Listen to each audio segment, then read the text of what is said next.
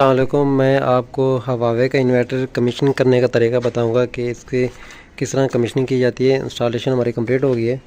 ये वाली लाइट जो बिलिंग कर रही है ये डीसी साइड की है और ये वाली लाइट जो बिलिंग कर रही है ये एसी साइड की है। 4G वेलोन FE। तो यहाँ पर मैं वाईफाई डोंगल लगाऊंगा।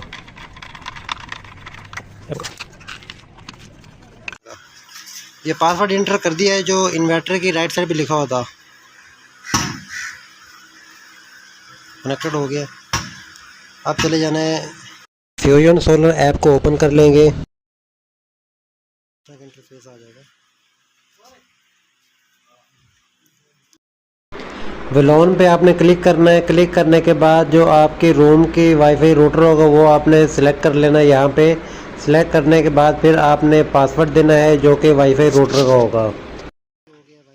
सेटिंग आप देख सकते हैं सारी सेटिंग कंप्लीट हो गई और वाईफाई डोंगल की भी लाइट ग्रीन हो गई है।